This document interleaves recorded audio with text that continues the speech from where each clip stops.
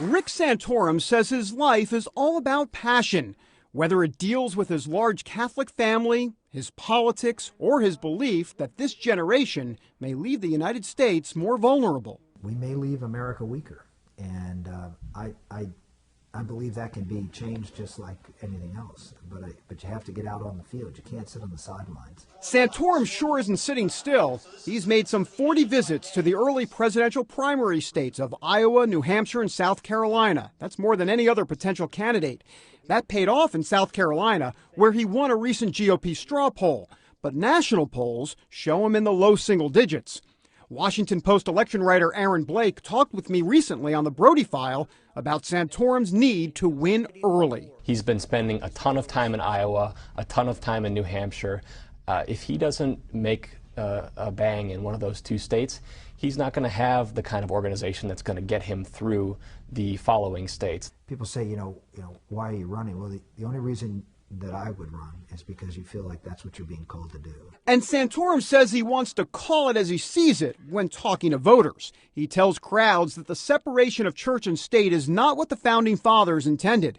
He blames much of that push on President John F. Kennedy when he tried to convince voters that his Catholic views wouldn't interfere with his presidential duties. Kennedy ushered in an era where the faith was eventually forced out of the public square. That it was okay to bring any ideas unless they were motivated by faith. It was the starting gun of this movement. The starting gun to Rick Santorum's national political career came pretty early. A member of the House at 30 and the Senate by 34, he was a rising star. But he lost his Senate seat in 2006. Yet that devastating political loss cannot compare to the loss suffered by him and his wife Karen 15 years ago. I'll never forget what he said. He looked at us and said, "Your son has a fatal defect and is going to die." Just like that. Just like that. And we were obviously just crushed. Little Gabriel lived just 2 hours, but Karen saw God in the middle of it all. But in the end, God wanted him back. But what I know with all my heart and soul is that every baby has a purpose, a God-given purpose, and every life has value. The Santorums wanted their children to understand that value, so they brought Gabriel home from the hospital after he had passed. We wanted them to know that, that there was a baby and that he and his life was precious, and that the baby in the womb is real. It's not just doesn't come out and all of a sudden there's a baby, but and that they had a little brother and that they would remember him. Karen kept a diary of their experience and put it in a book called Letters to Gabriel. It has helped parents to choose life. It's helped them to give their children a chance. It's helped to give them guidance and comfort. And, I believe with all my heart that was God's plan. Then, almost 10 years later, in 2008, along came Bella.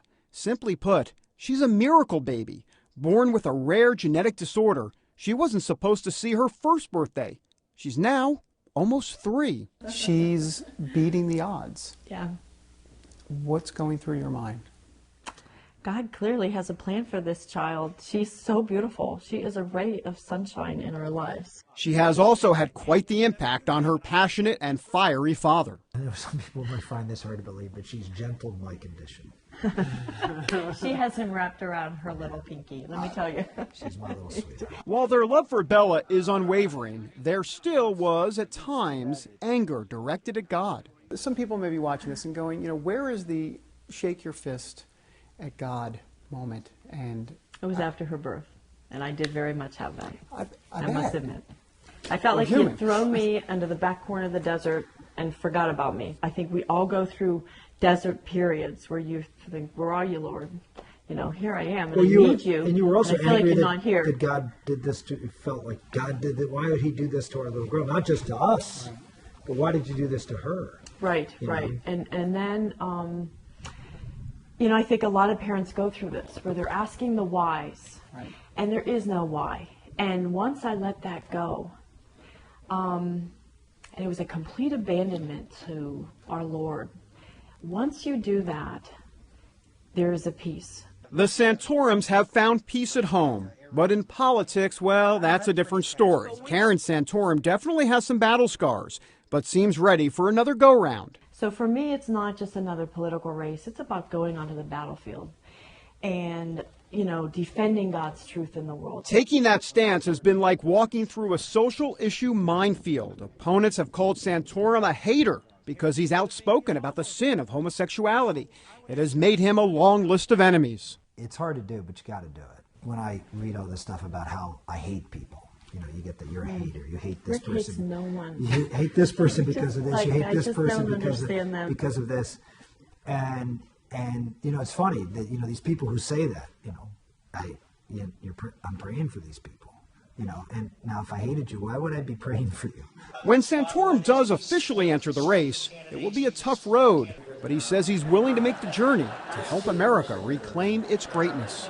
America was the belief in every person being given rights by God, using those rights to serve him and to serve our country, to serve their fellow men, because in fact we are our brother's keepers. That system, from the bottom up, would produce greatness. David Brody, CBN News, reporting from Northern Virginia.